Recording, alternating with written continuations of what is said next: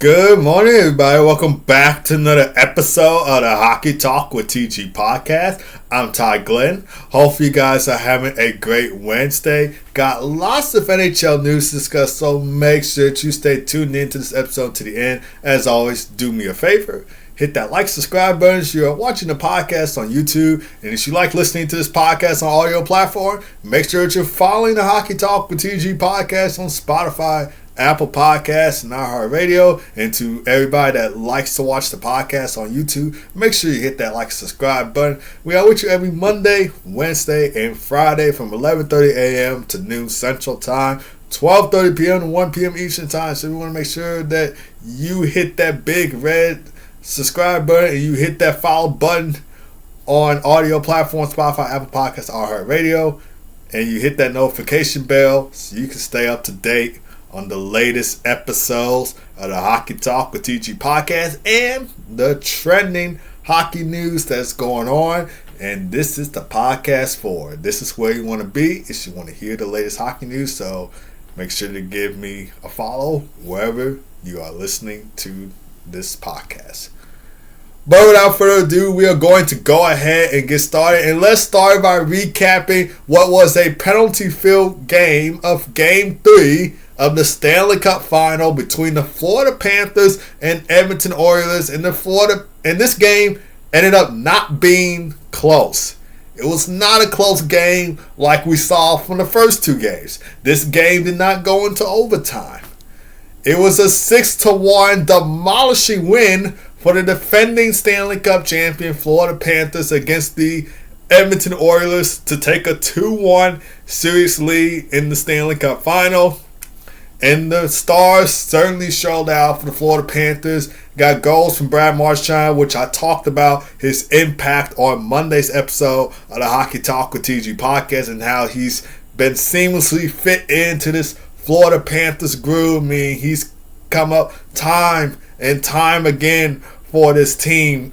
He had the overtime game winner, I should say double overtime game winner in Game 2 of this series. He scores 56 seconds into this series, and he's just been absolutely phenomenal since coming over from the trade deadline from the Florida Panthers. Again, I talked about that on Monday's episode of the Hockey Talk with TG podcast, so make sure to go check out that episode if you have not already. He also got a goal from Carter Verhaeghe, Sam Reinhart, Sam Bennett, which this is his 14th goal of the playoffs. He leads the NHL in playoff goals. He is the odds-on favorite to win the Conn Smythe Trophy according to FanDuel. So with the way that he's been producing the Stanley Cup playoffs, he could possibly win the Conn Smythe Trophy. And the Florida Panthers also got goals from Aaron Ekblad and Evan Rodriguez. So the depth and the Stars certainly showed out for the Florida Panthers. And we talked about Sam Bennett, how he's been phenomenal on the road. He has 12 road goals in the Stanley Cup playoffs, only 2 goals at home.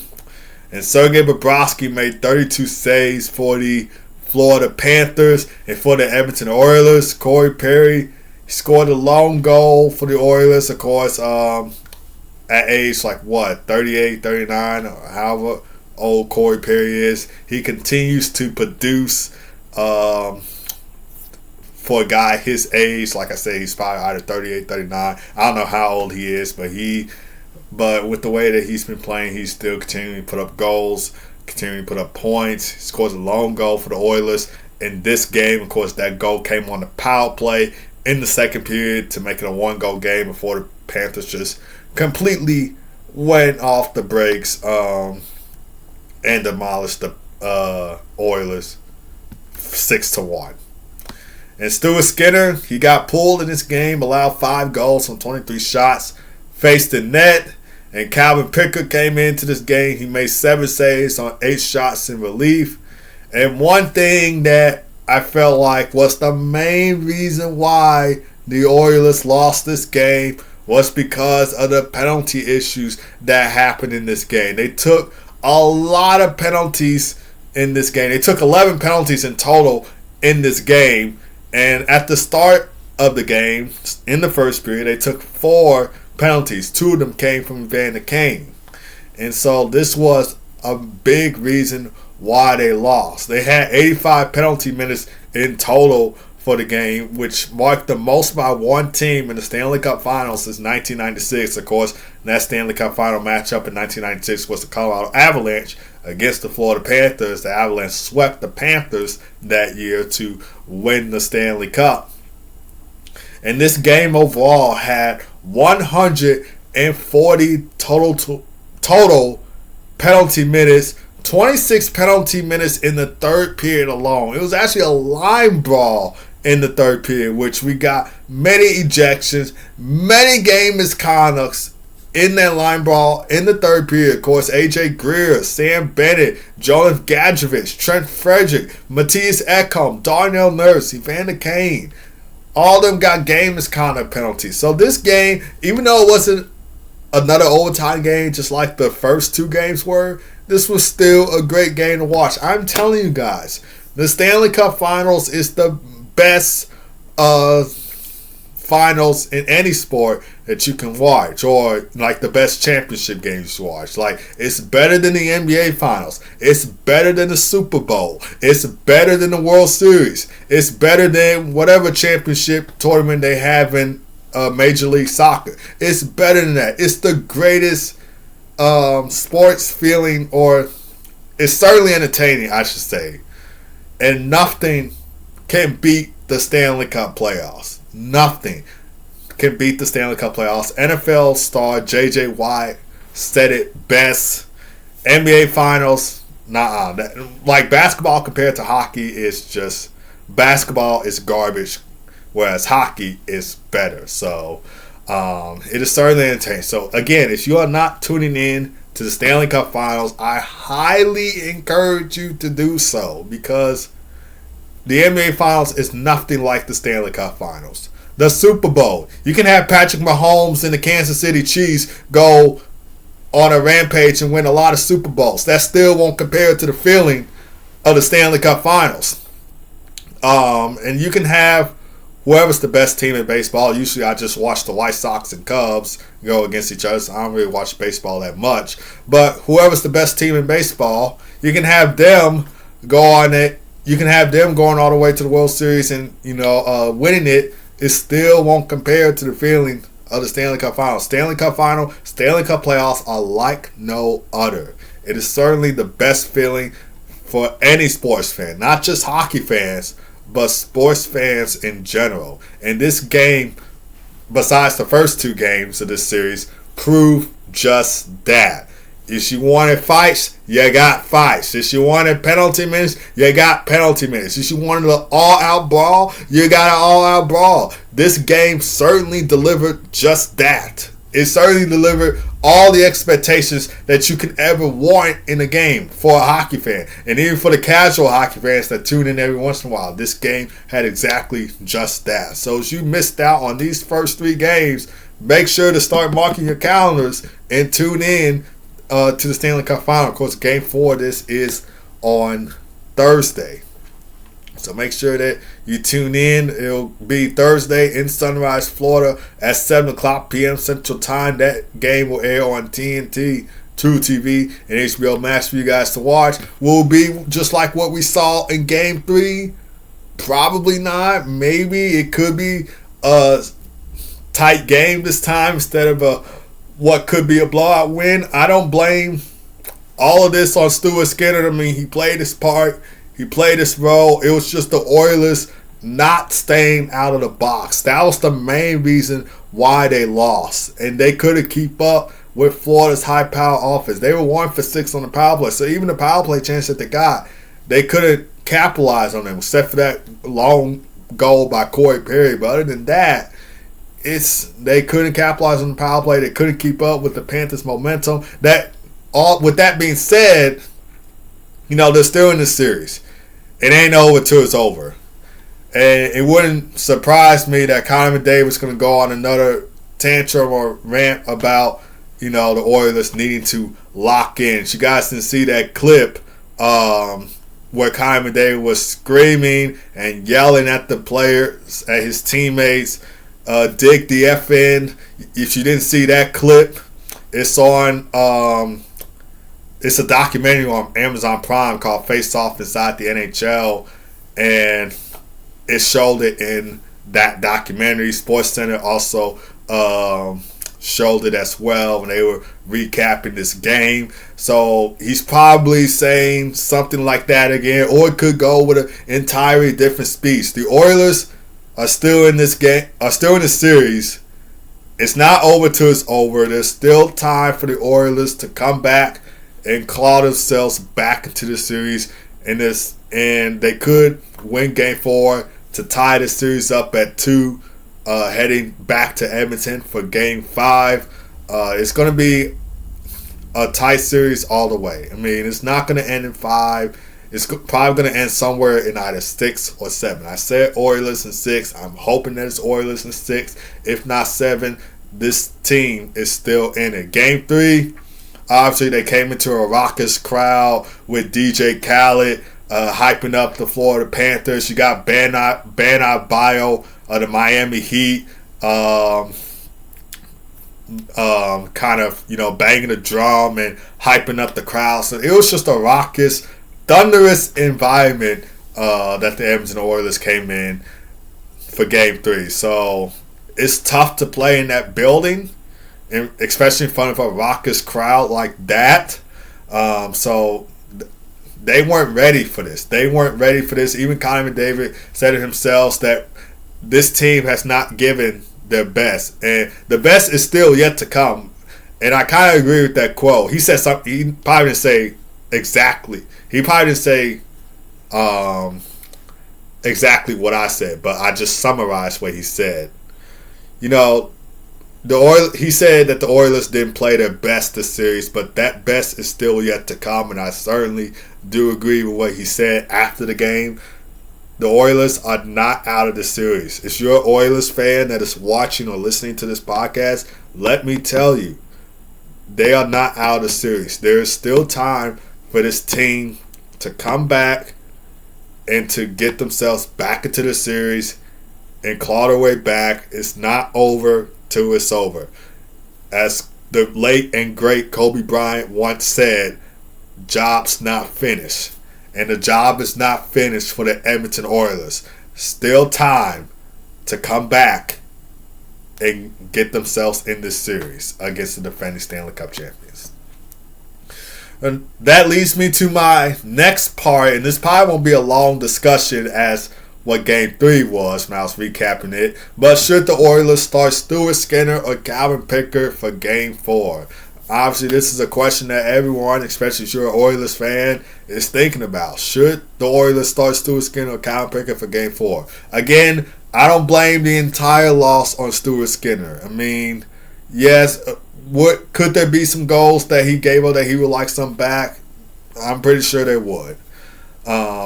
He played his best, I think, despite him giving up 5 goals in that Game 3. He played his best. Obviously couldn't contain the high-powered Florida Panthers offense. You had Calvin Pickard coming in. The loss is not entirely on him, but I think maybe give him another chance for Game 4, and we'll see what happens. Or head coach Chris Comblot could go with Calvin Pickard, who's just been unbeatable in the Stanley Cup playoffs ever since Stuart Skinner struggled in the first 2 games against LA in the first round, and Calvin Pickard stepping up for Stuart Skinner. He could turn to him in this game. Obviously came in relief, and he had a solid performance in that, making 7 saves on 8 shots faced in net. Like I said, he's undefeated in the playoffs, 6-0 in the playoffs this year. So we'll just have to see who head coach Chris Comblot goes with. If the Oilers do stick with Stuart Skinner, if they start Stuart Skinner for Game 4 on Thursday, Oilers got to focus on tightening up the defense and winning puck battles out in front of the net, taking control of the net, stopping all the high shots that they are, currently facing, and just win those puck battles, take care of the defense, defend well, and they should win Game 4. If they go with Calvin Pickard, again, got to get physical in front of the net and generate some scoring from your depth, and you got to have Connor McDavid and Leon Draisaitl step up. So if it were up to me, I give Stuart Skinner another chance and see if he bounces back for a Game 4 performance, which he could bounce back. No doubt in mind that he could bounce back for a Game 4 performance, but we'll just have to see how everything goes. But let me know you guys' thoughts on that. Do you start Stuart Skinner or do you start Calvin Pickard? Like I said, if it were up to me, I will start Stuart Skinner just to give him another chance. And if that doesn't work out well, and if the Oilers go down 3-1, which hopefully they don't, I will turn to Calvin Pickard to start Game 5 and hope that the Oilers could still come back and, win the series. But I don't think they're going to go down 3-1. At least I hope they don't go down 3-1. Again, that arena is a tough arena to play in, especially playoff time. So Oilers just going to have to battle it through. Of course, we all know what happened last year. The last time they were in that arena entering Game 3, it was a Stanley Cup win for the Florida Panthers in Game 7. And I'm pretty sure they still have nightmares thinking about it in the Stanley Cup Final rematch. But we'll just have to see how everything goes for Game 4 of the Stanley Cup Final. But now we are going to talk about TJ Oshie as he has announced his retirement on Monday. He announced it where the Capitals had their Stanley Cup celebration in 2018 during their 2018 Stanley Cup parade. Obviously, he has some back injury problems, and he missed the 2024-25 season because of that. Drafted 24th overall by the St. Louis Blues in the first round of the 2005 NHL Draft. He played 16 seasons in the NHL with the St. Louis Blues and Washington Capitals. 9 seasons with the Caps, 7 seasons with the Blues. And in his 16 seasons, he has 695 points in 1,010 games played, 302 goals, 393 assists, for 695 points in 1,010 games played with the Blues and Capitals. And he has 69 points in 106 playoff games, 34 goals, 35 assists for 69 points in 106 playoff games. Specifically with the Capitals, since he's played with the Capitals longer than he's played with the Blues, he had 385 points in 567 games played with the Capitals, 192 goals, 193 assists for 385 points in 567 games played with the Capitals, and he has 60 points in 76 playoff games played with the Capitals, 29 goals, 31 assists for 60 points in 76 playoff games. Again, he missed the entire 2024-25 season due to back injury problems that he was having, which ironically was the final year of his 8-year, $46 million contract he signed with the Capitals on June 23rd of 2017. And this is what TJ Oshie had to say following his retirement. He said this, and I quote, "After 17 unforgettable years in the NHL, even though it's really 16 because he missed the 2024-25 season. But anyways, after 17 unforgettable years in the NHL, I decided to retire. I would like to thank the Washington Capitals and the St. Louis Blues for giving me the opportunity to play the game that I love. All my teammates who battle with me every night, my coaches who challenge me to be better every day, and the athletic trainers and the equipment staff who got me ready to play. I also want to thank the fans. Your energy and passion made every game memorial, and it was an honor to play in front of you." And taking a look at some of his accomplishments for his 16-year NHL career. I know he says 17 in his speech, but it was actually 16 because he missed that 2024-25 season, but still an unbelievable career nonetheless. But taking a look at his accomplishments, won the Stanley Cup with the Capitals in 2018. Of course, he had 21 points in 24 playoff games that year with the Capitals in 2018. 8 goals, 13 assists for 21 points in 24 playoff games in that 2018 Stanley Cup run with the Washington Capitals. Of course, 6 of those goals that he scored were on the power play. He scored 8 goals that year in the 2018 Stanley Cup playoffs. 6 of them coming on the man advantage.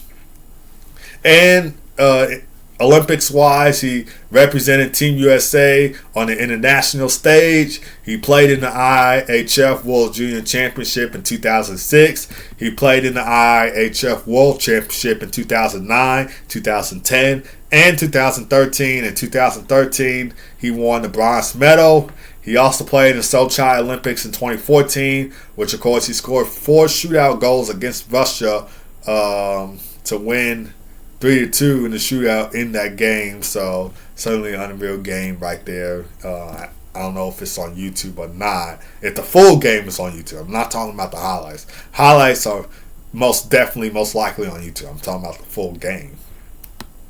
Fun fact, TJ Oshie is tied for third in shootout goals with 49 and third in game deciding goals in the shootout scenario with 21 all-time in Capitals franchise history. And other accomplishments that he's had, he played in 2020 NHL All-Star Game in St. Louis, and I believe he was nominated for the Bill Masterton Memorial Trophy last year for best sportsmanship, perseverance, and dedication to the game of hockey. Of course, he's with the Capitals leadership group in 2024. So, again, unforgettable career for TJ Oshie. A great career was for TJ Oshie. Of course, he played for the Capitals and Blues, and you guys know how I feel about the St. Louis Blues. I hate them. Of course, obviously a rivalry with the Chicago Blackhawks, a long rivalry with the Chicago Blackhawks. They're also Central Division rivals. So, yeah, it's that Blackhawks and Blues rivalry. Hate the Blues. And of course, the Blues fans hate the Blackhawks.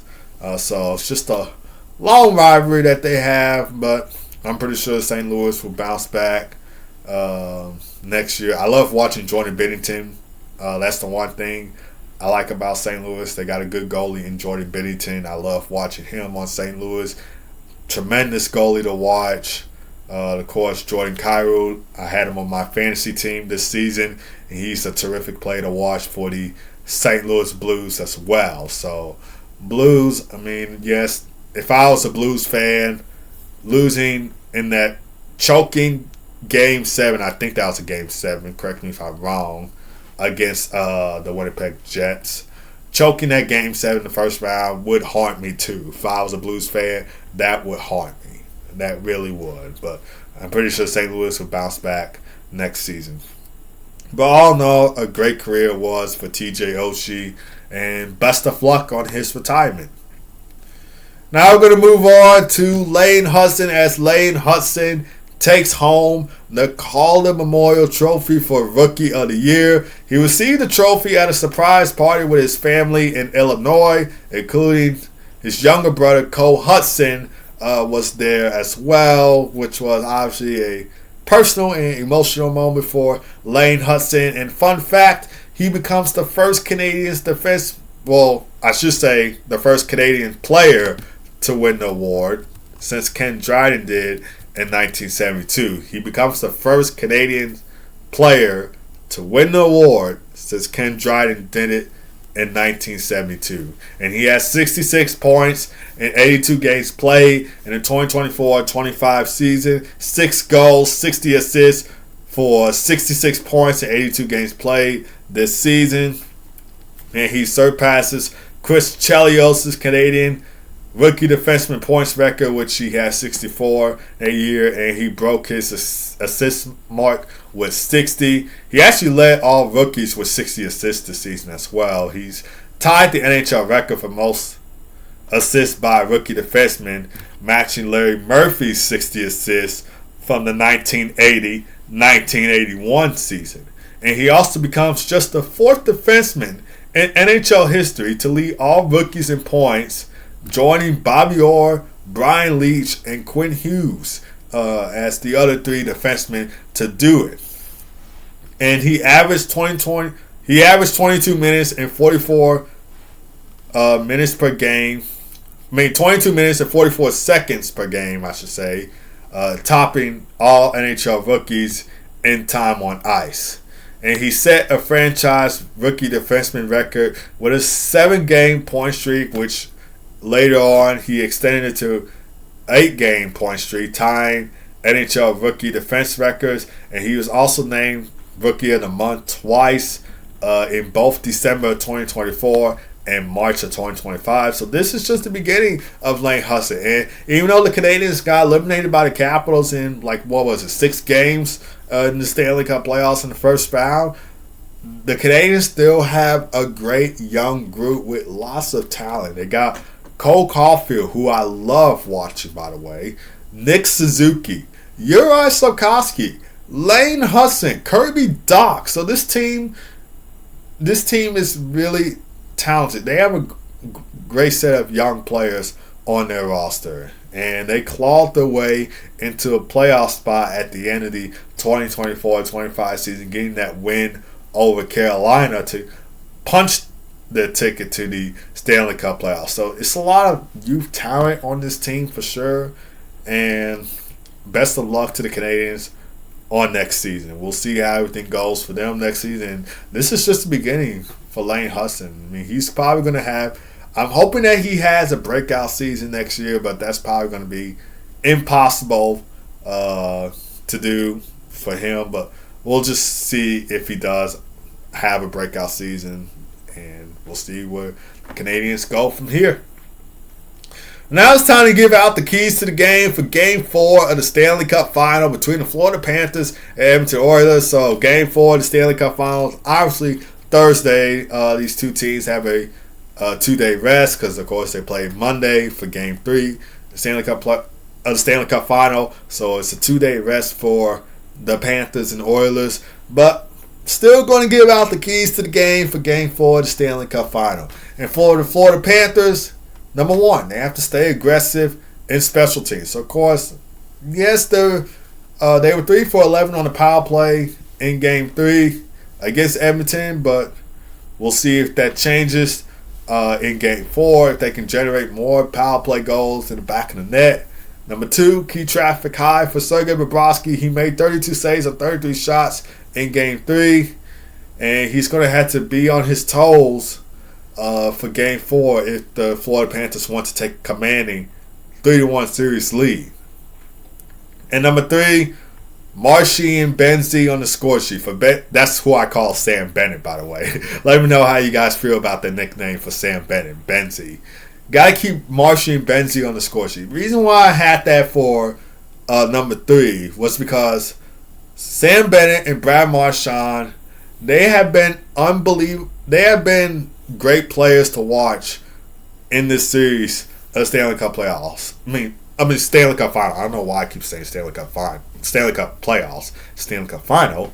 But they have been great players to watch in the Stanley Cup Final, and they have been coming in with some clutch goals, and that's going to have to continue for Game 4. Got to have Brad Marchand and Sam Bennett on the score sheet pretty much almost every game that you play, because like I said, they have been really great players to watch on this Florida Panthers team. And Marshy and Benzie is going to have to get on the score sheet for Game 4. So that's the keys to the game for the Florida Panthers. For the Edmonton Oilers, number 1, avoid early penalties. Matter of fact, don't take unnecessary penalties. Penalties that don't even need to be taken. Again, this was the main reason why the Oilers lost Game 3 and they got blown out 6-1. Was because of the amount of penalties that this team took. That's going to have to change for Game 4. You can't be taking penalty after penalty after penalty after penalty. Like, you gotta have to stay out of the box. You're going to have to play simple hockey, which, of course, that's another key to the game right there. That leads me to my second discussion. Play simple, better hockey. That's all that Oilers fans are hoping for. I mean, yes, it's good to have a little rough up, mix, and stuff like that. But at times like this, especially when you're down in the series, you're going to have to play simple, better hockey.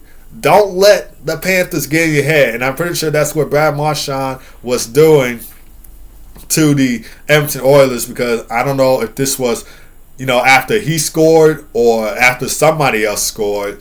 But he went back to the bench and he told the Oilers, like he did this to the Oilers bench, like he kind of was, trash talking them, getting in their head, and that's probably telling the Oilers to play smart hockey.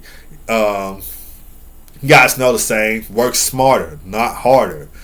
The Oilers are going to have to work smarter in this game if they want a chance to even up the series at 2 games apiece, heading back to Edmonton for Game 5. And that is staying out of the box, particularly Evander Kane, because Evander Kane, he took 3-4 penalties in this game. Evander Kane is most definitely going to have to stay out of the box for Game 4. So that's just my 2 keys to the game. I have another one. Support the goalie. Whether it's Stuart Skinner or Calvin Pickard starting this game, gotta support the goalie. Clear those rebounds. Win those puck battles. Stay low on the Florida Panthers. Defend the net very well. Play good defense. And that's going to help them win Game 4 of the series. And last but not least, Connor McDavid, Leon Draisaitl need to get on the score sheet. They were held off the score sheet in Game 3 of the Stanley Cup Final. We need to see the dynamic duo come up big again, just like we saw for Game 1 of the Stanley Cup Final. And taking a look at the betting odds and series outlook presented by FanDuel, the Panthers are the favorites to win Game 4 at minus 154 on the money line, while the Oilers are the underdogs at plus 128. The total over and under is set for 6.5 goals, but we could see a tighter, at least I'm hoping for, a tight defensive Game 4 for this Stanley Cup Final. I mean, that's what makes it really intense, is how tight the game is, and you start to worry whether the Panthers or the Oilers are going to come out the W or not in a tight knit pack kind of ish game. And just to update you guys on the Stanley Cup favorites, after Game 3, after the Panthers 6-1 win in Game 3, the Panthers are now the heavily cup favorites to win it all at minus 265, while the Oilers go down to plus 215. I'm hoping that the Oilers prove the betting odds people wrong. I'm hoping that they prove them wrong, because again, I want to see Connor McDavid win his first Stanley Cup. He deserves the Stanley Cup. He is one of the best players in the league, if not the best player in the league. And he needs to have his name on the Stanley Cup. And I'm hoping that happens this year, because I don't know if you can recover from losing to the same team twice in back-to-back years. I don't know if you can recover from that. I don't think you can recover from that. So it's definitely a cup of bust for the Oilers this year. I know they said that last year when these two teams faced off against each other, but this year is most definitely a cup of bust, because I don't think you can never recover from that if you lose to the same team in back-to-back seasons. So going to need to play every game like it's a Game 7 for the Edmonton Oilers in this one, because I want them to win the Stanley Cup this year.